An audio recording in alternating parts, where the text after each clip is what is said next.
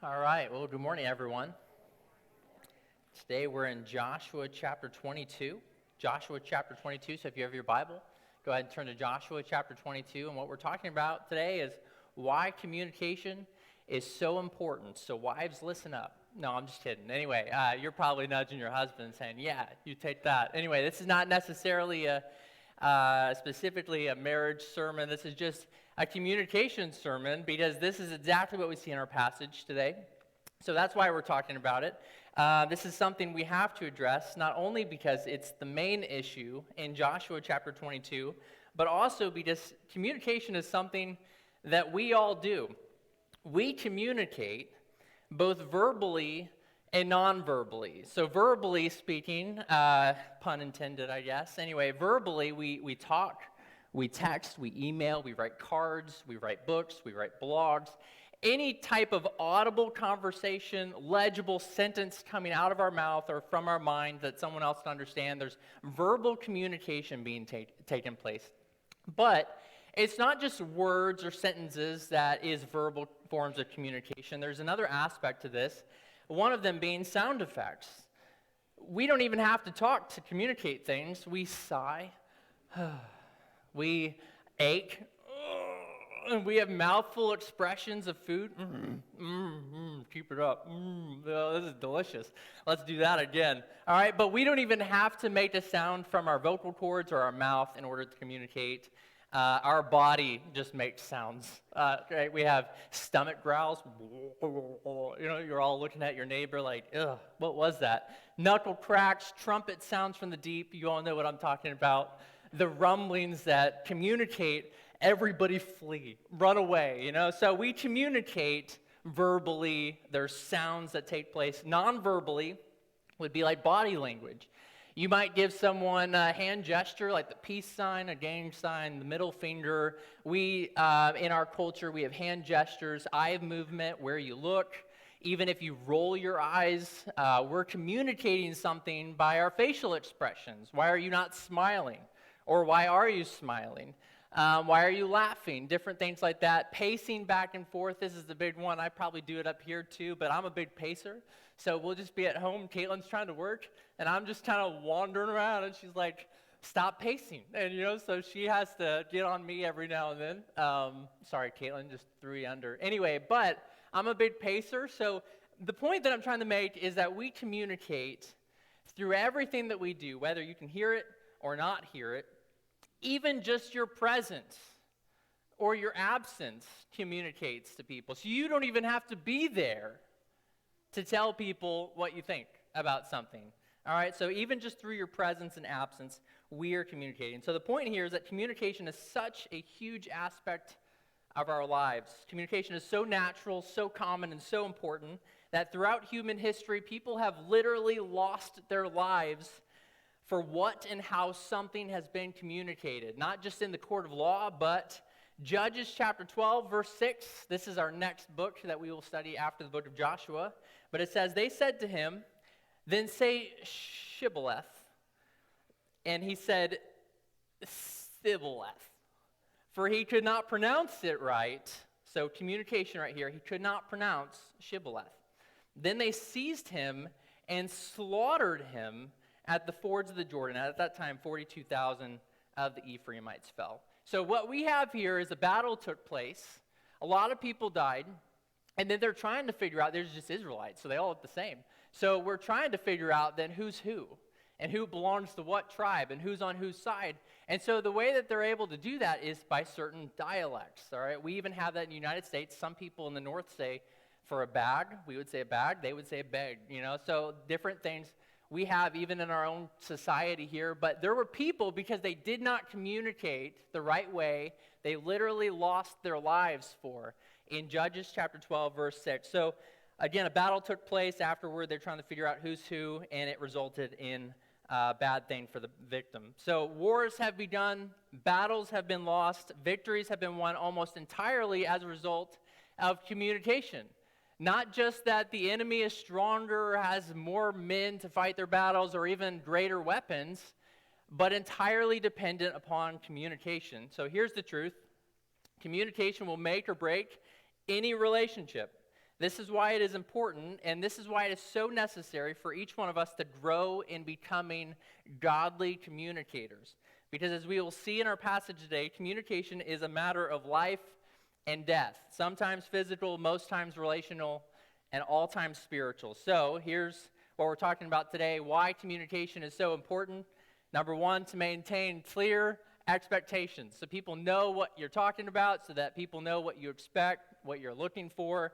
But you have to communicate in order to make that known. Number two, to avoid conflict situations. Probably the vast majority, maybe all, I don't know, but the vast majority of conflict situations in our lives could be simply avoided if we were better communicators. And to work cooperatively together. Ultimately, we need to communicate in order to work together. So let's pray, and then we will jump into Joshua chapter 22.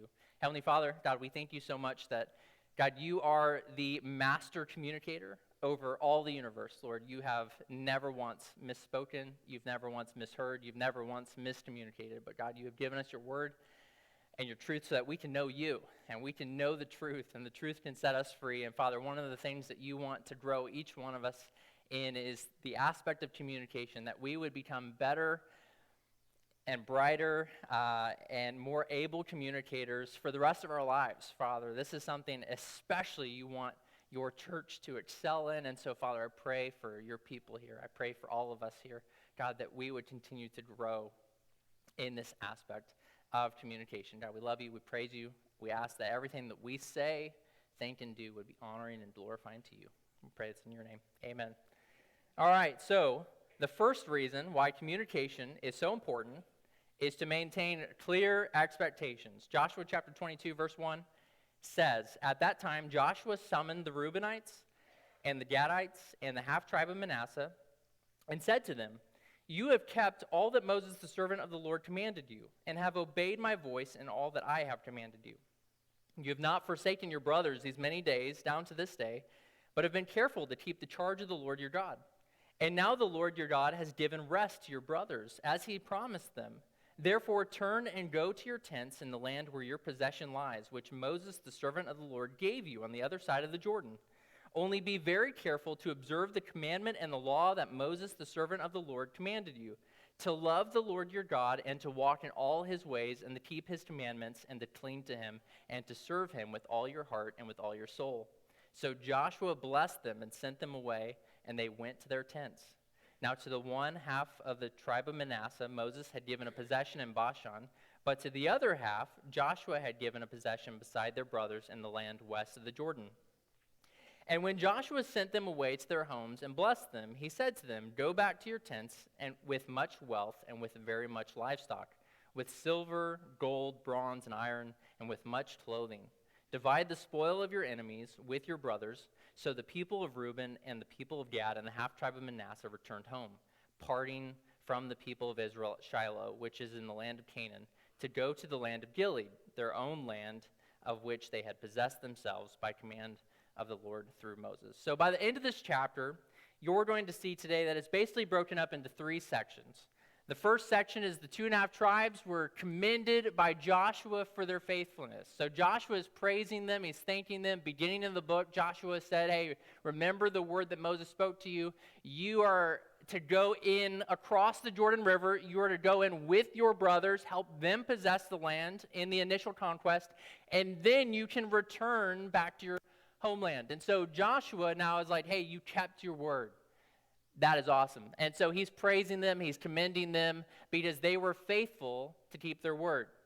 The middle section, the kind of the cream of the chapter, is that the 2.5 tribes were then challenged as they were headed back home. We haven't read it yet, but as they were headed back home, they built an altar of imposing size in order to really be a witness because the Jordan River was going to separate the nation of Israel. So you're going to have some on this side and some on that side. And they wanted this to be a testimony of the fact that we are together. All right. So in future generations, your children and grandchildren and great-grandchildren, they can't look at us and say, "No, you're like in a whole different land. You're not even part of us." No, this altar is witness. So that was their motive.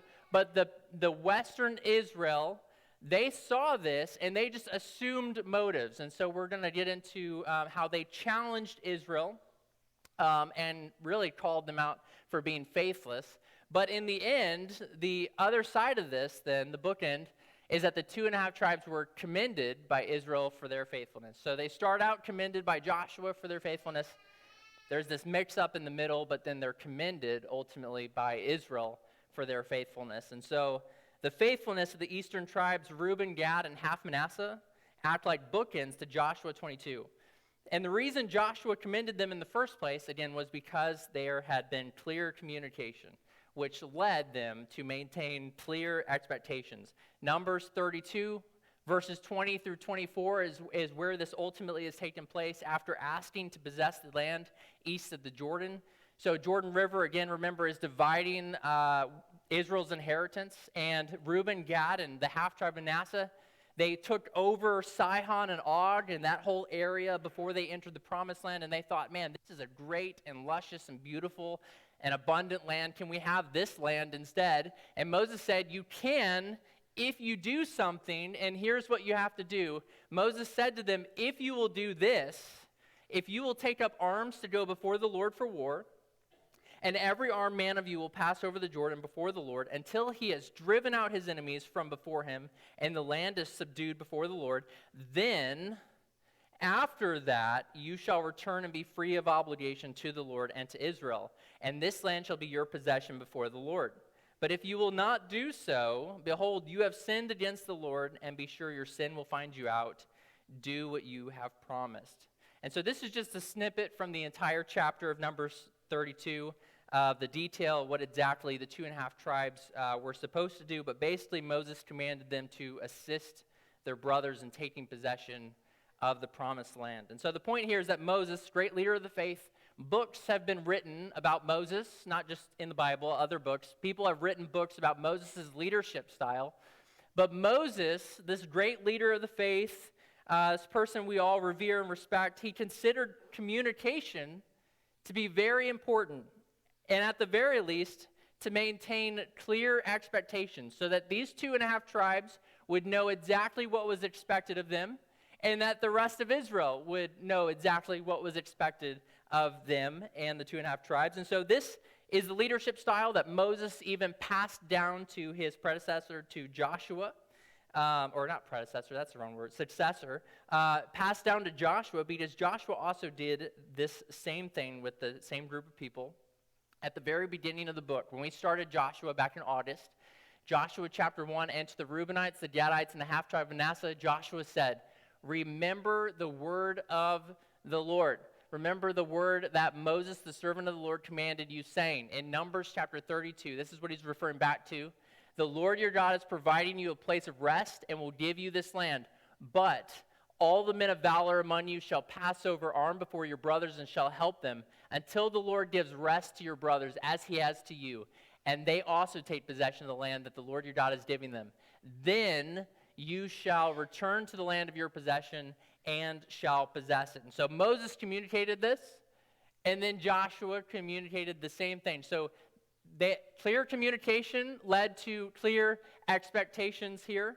And that is kind of the first point, to maintain clear expectations. And so one of the first things that comes to my mind, if you're a movie watcher, is Lord of the Rings. When the people of Middle-earth were about to face off with the armies of Mordor, just all the evil orcs and everything, and Aragorn left into the mountain pass to go get the men who in ancient times had rebelled and had walked away and had retreated. Now, it's not a great illustration because Isildur cursed them.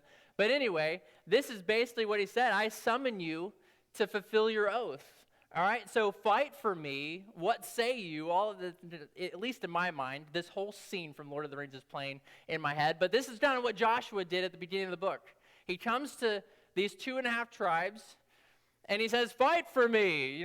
What say you? I summon you to fulfill your oath. Keep your word that you gave to Moses. And so right here in chapter 1, Joshua is coming to them and saying the exact same thing that Aragorn was saying. Clear communication leads to clear expectations. We see this in literally every relationship that you and I can think of. Sibling relationships, teacher-student relationships, employee-employer relationships. We even see this in both marriage and parenting relationships. The reason why so many conflicts take place is due to so many unmet expectations. You read any marriage book that's probably ever been printed, a big point in there is that there are unmet expectations.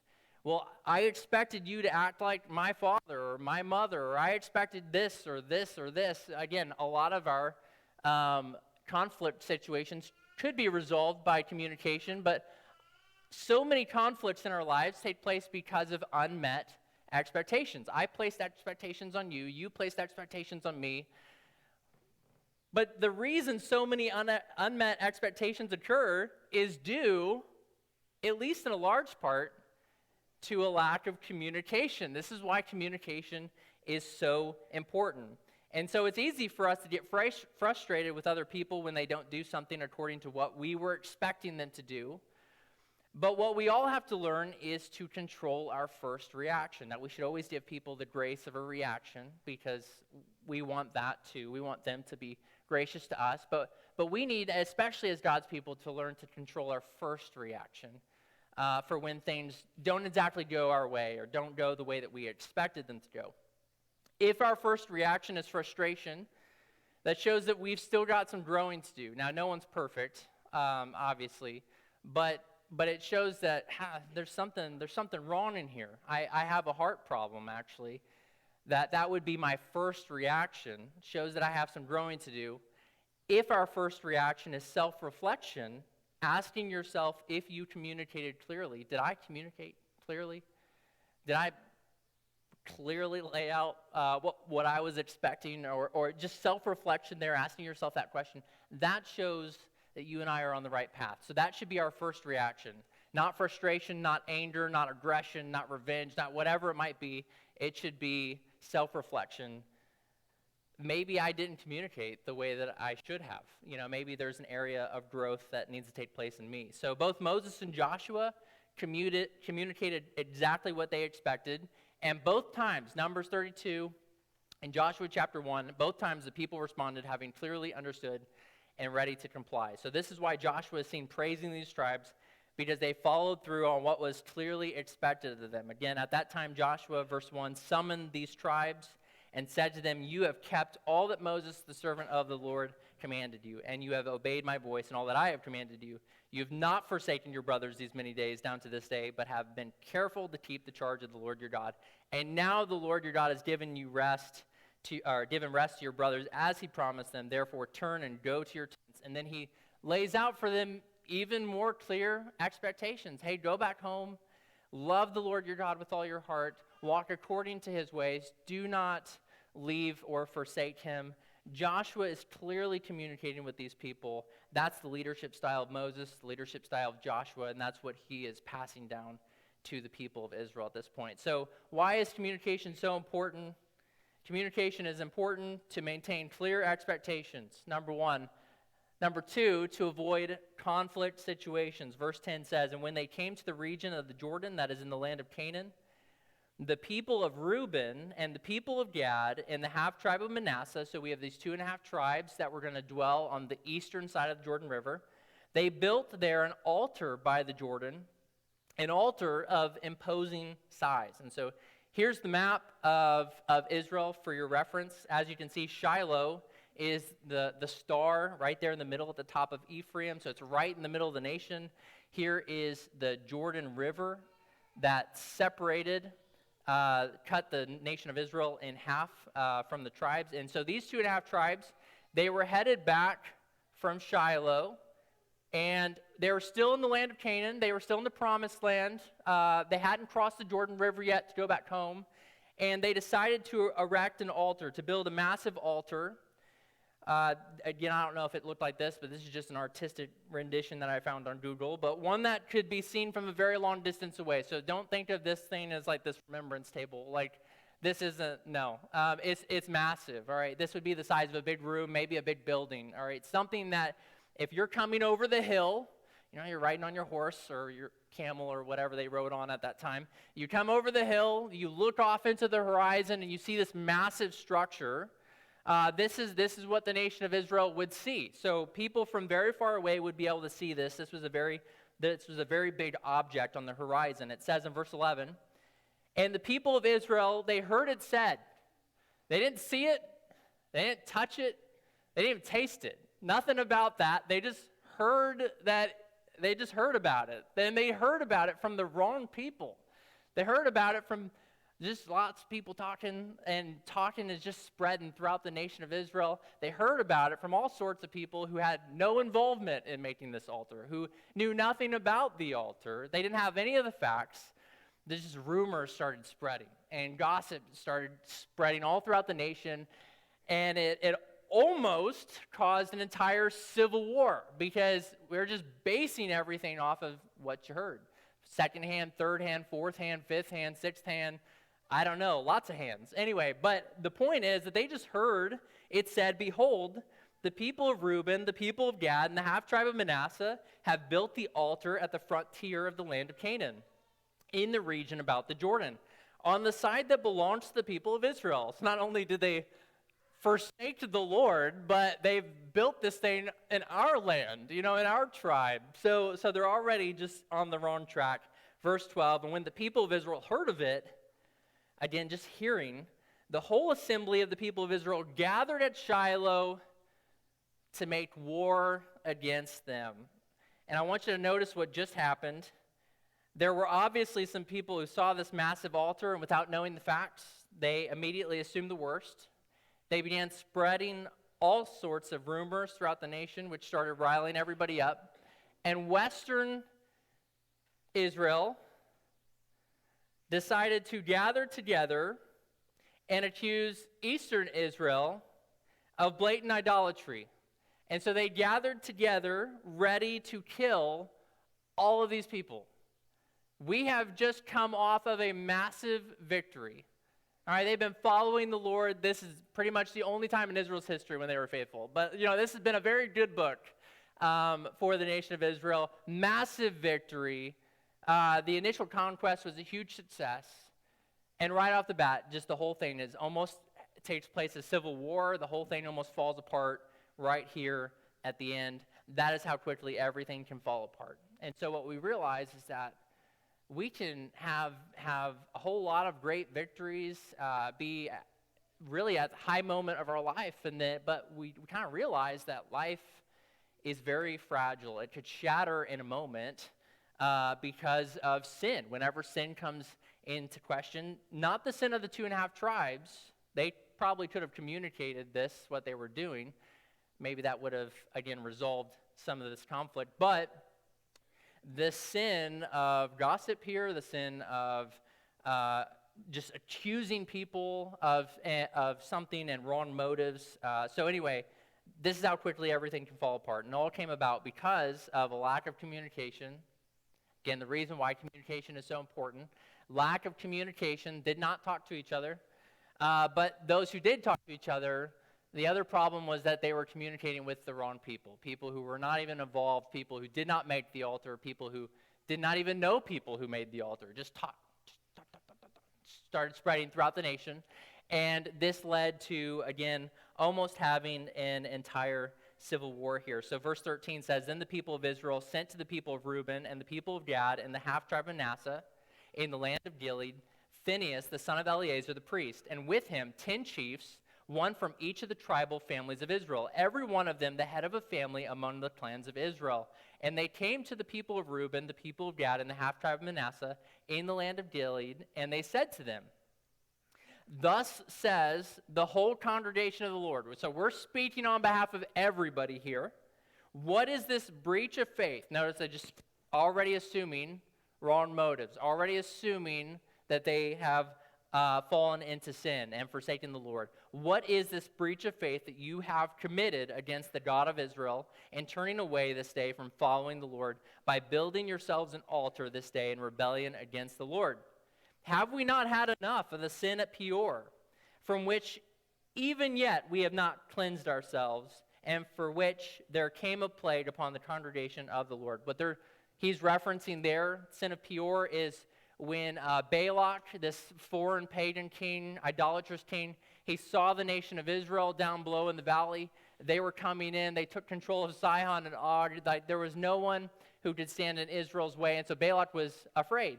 And so he hired Balaam to come in and to curse the people.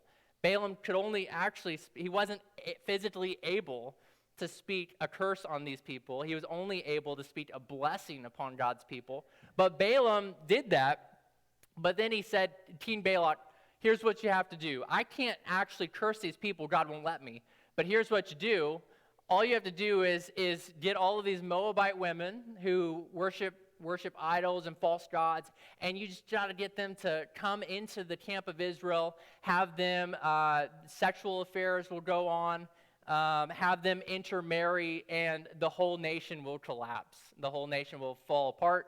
That is what sexual immorality does to every nation in human history. And so that was the sin of Peor that took place. All of these Moabite women came in, and Israel began to go after them, and they forsook the Lord. And so that's what he's referring to there in verse 17. But verse 18 says that you must turn away this day from following the Lord. And if you too rebel against the Lord today, then tomorrow he will be angry with the whole congregation of Israel. But now, if the land of your possession is unclean, pass over into the Lord's land, where the Lord's tabernacle stands, and take for yourselves a possession among us. Only do not rebel against the Lord, or make us as rebels by building for yourselves an altar other than the altar of the Lord our God. Did not Achan, you remember mistaken Achan, did not Achan the son of Zerah break faith in the matter of the devoted things, and wrath fell upon all the congregation of Israel, and he did not perish alone for his iniquity. Achan was not the only one who got stoned that day. I think it was Joshua chapter 7 or 8. Anyway, Achan's whole family died with him. And so they're fearing for their lives at times, again, acting out in fear at this time. But this is what's going on. And the reason why this is such to them, a breach of faith is because you were not allowed, according to Old Testament law, you were not allowed to offer sacrifices anywhere except for the temple. And there's only one temple, and right now it was the tabernacle, but right now it's in Shiloh. It's not at the Jordan River. It's not in any other city or any other place. It is at Shiloh. And so for them to build an altar somewhere else looks like they're going to be offering sacrifices somewhere else. And so that is a breach of faith if that were the case. And so anytime you're ever looking for an example of bad leadership in the Bible, like here if you're doing a study on Google, like just show me some bad leadership. Just turn to Joshua chapter 22. You've got a perfect example where all the leaders of Israel had been overtaken and consumed by the spread of gossip. Proverbs 18:13 says, if one gives an answer before he hears, it is his folly, foolishness, and shame. If you give an answer before you hear, you haven't researched it, you haven't asked questions, you haven't communicated, you just start speaking or posting on Facebook or Twitter or whatever, like it's folly and shame. Proverbs 18:17, the one who states his case first seems right. When people talk to us and they share all about something or whatever they're going through, it at first seems right. Why? Because we've only heard one side of the story. Until the other comes and examines him. You get all the evidence, you get all the facts, and then it doesn't seem so right. James 1:19-20 says, let every person be quick to hear. Quick to hear. The reason why we have 2 ears, only 1 mouth. Slow to speak, and slow to anger. For the anger of man, opposed to what our Christian culture likes to think, the anger of man does not produce the righteousness of God. Oftentimes, it's easy for us to get angry, and we just call it righteous anger. We lash out at everybody and everything around us. That's not righteous anger. That's just plain anger, and it does not produce the righteousness of God. And so James is saying, let every person be quick to hear, slow to speak, and slow to become angry. There are a lot of people who prefer reading the New Testament over the Old Testament because they believe the New Testament's more practical. Be content, be constant in prayer, be thankful in all circumstances. I mean, it's pretty practical stuff, but what they don't realize is that the New Testament writers were just preaching the Old Testament. This is what they had to work with and what they always referred back to. So where do you think James was getting a verse like this or wisdom like this? He was getting it from examples just like Joshua chapter 22, in which the people were not quick to hear, and instead they were very quick to speak, and they were very quick to become angry. They gathered up the entire nation for war. didn't even ask the people what was going on. They're all ready to kill their neighbor. So again, James says, be quick to hear, slow to speak, and slow to become angry. And so here's the truth. When we fail to communicate, this is, again, just kind of the overall theme of today's message. When we fail to communicate, and when God's people stop fighting the enemy, when we lose sight of the real battle, we begin fighting each other. It's just kind of the natural progression. We stop fighting the enemy, we lose sight of the real battle, we start fighting each other, and we become confused through that. So ultimately, these people got all riled up over a building, when I want to point out that none of these tribes were ultimately being faithful to take possession of their own land allotment. Even Dan, the migratory tribe, these tribes were not taking full possession of their own land allotment. And so what we have here is a clear take the plank out of your own eye and show grace to others. Because by a show of hands, who in here still struggles at times with communication? All right, everyone's hand should be up. And you know what that tells us? It tells us that we should be a people of extraordinary grace. Why? Because none of us in this room are perfect. By our own admission, we misspeak, we mishear, we fail to communicate, and we misunderstand. And in the same way that we are desperate for grace to be shown to us, when we are at fault, we should be so much more willing to extend grace to others when they may or may not be at fault. God's people living in 2023, having access to all 66 books of God's Word, should be and must be so much more mature than God's people living 3,500 years ago in Joshua's time having access to 5 books of the Bible.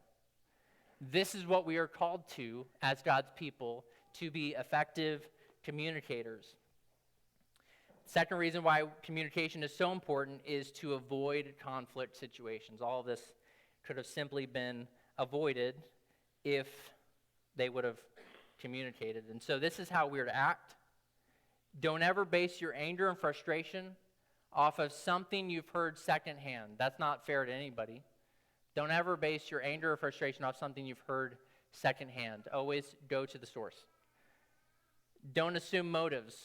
You and I can't see the heart, can't judge the heart. All we can do are judge actions, and we can see the fruit sprouting from that.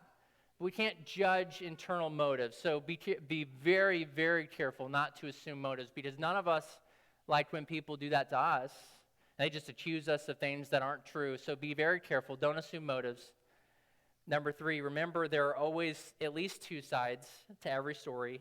So don't let the first person taint your view of the second. It's very easy to do. Pretty much any conflict management class, this is one of the main points that they talk about, how person A comes to you before person B, but you're already gravitated towards person A because you've heard that first. You gotta be very careful to keep an open mind, to not be biased, and to not allow the first person to taint your view of the second person. We all need Jesus. We all need help.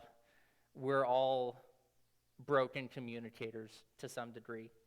Don't accuse someone unless you can prove it. You can prove it. Not someone else can prove it unless you can prove it. Damaging someone's reputation is often irreparable, so we have to be very careful with that. And the final thing that we have to do is communicate. Again, the point of our text here, communicate specifically with the person in question, not with all sorts of people around that person or other people, but we communicate with the person in question. And so this is how the people, so Western Israel accused them of idolatry. You've left the faith, you've forsaken the Lord. This is how Eastern Israel responds. Then the people of Israel, verse 21, then the people of Reuben, the people of Gad, and the half-tribe of Manasseh said in answer to the heads of the families of Israel, the mighty one, God, the Lord, the mighty one, God, the Lord, he knows, and let Israel itself know. If it was in rebellion or in breach of faith against the Lord, do not spare us today. For building an altar to turn away from following the Lord, or if we did so to offer burnt offerings or grain offerings or peace offerings on it, may the Lord himself take vengeance. No, but we did it from fear that in time to come your children might say to our children, what have you to do with the Lord, the God of Israel? For the Lord has made the Jordan a boundary between us and you. You people of Reuben and people of Gad, you have no portion in the Lord.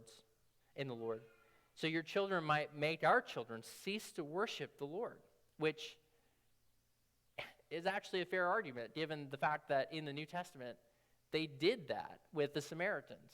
They actually did not allow them to worship the Lord. So they had a legitimate concern here. Verse 26, therefore we said, let us now build an altar, not for burnt offering, nor for sacrifice, but to be a witness between us and you, and between our generations after us, that we do perform the service of the Lord in his presence with our burnt offerings and sacrifices and peace offerings. So your children will not say to our children in time to come, you have no portion in the Lord.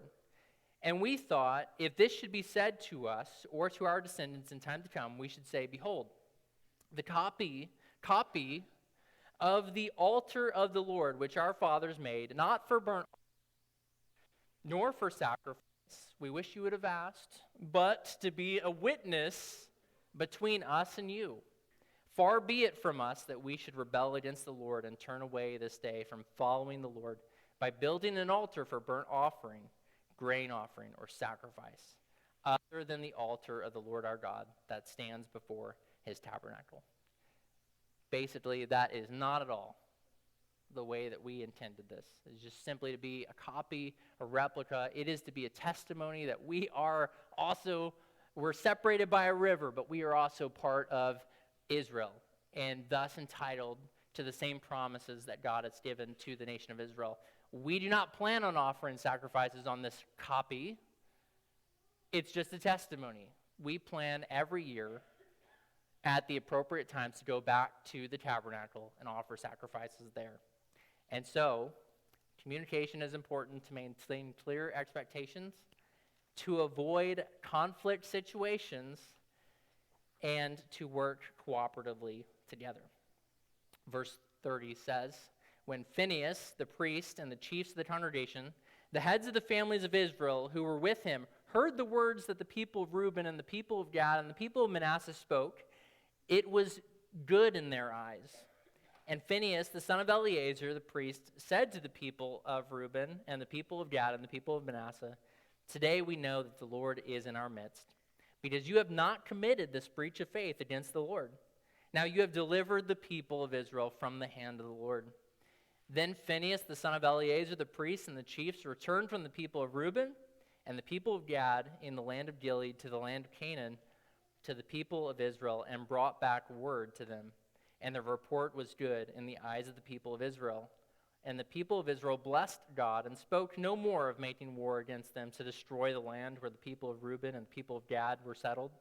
The people of Reuben and the people of Gad called the altar Witness. For, they said, it is a witness between us that the Lord is God. So here's the point in this entire last section. You and I, and you, and none of us in this room can effectively work together if we don't communicate.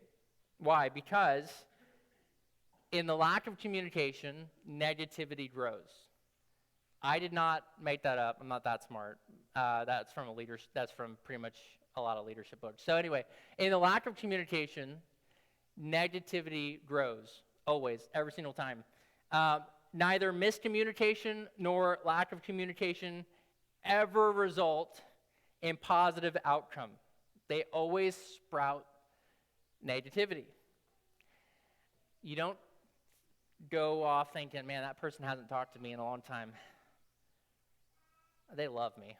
You never think the best. Like, they just really care about me. I bet they're planning a surprise party. You don't think about that. You think, man, I must have done something. They must not like me anymore. What happened? We're always thinking the negativity grows in the absence of communication. So we begin thinking ill of the other person, or we begin imagining them thinking ill of us. But the result is that now there is a strain on our relationship. There is something that has now been wedged in between us and the other person.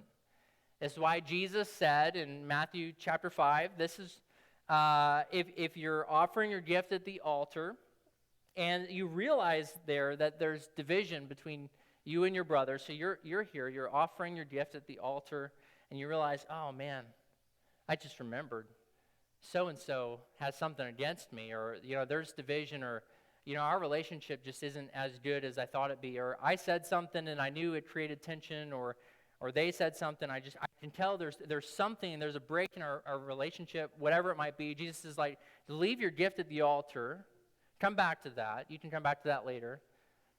But go to that person quickly. Leave the altar, go to that person, make reconciliation with your brother, come to terms quickly, are his exact words. Do not hesitate, do not wait for some other opportune time. There is no better opportune time than that moment, all right? So you do it at that moment, as soon as you think about it, because just like weeds in your yard, if you don't handle them, you don't get rid of them then they just get worse. And so that negativity grows and grows and grows until you have built up an entire case against them in your mind. And when the conversation finally does take place, you enter in with guns blazing, like the people of Israel here. You're ready for all-out war because in your mind and left to your own thoughts, you have escalated the problem far beyond reality. All right, because there's conflict situations that take place. We leave conversations, and I don't know about you, but I'm a talker, so I have to continually bring this before the Lord, and then I have to, again, go straight to the person and talk to them, because I'm a talker to myself. All right, I'll be maybe not like verbally, but in my mind, and I'll be building up, oh, I should have said this, or man, what if I said this, or what if they're thinking this, how can I respond? I'm thinking of all these things. And thus I'm building up the whole thing, which none of it's based on reality. It's just based on what's going on in my head. So I'm arguing with myself, pretending that myself is that other person. Whereas the whole thing could be resolved if I and we would just simply go to that person and talk to them. Because in the lack of communication, negativity grows. So why is communication so important?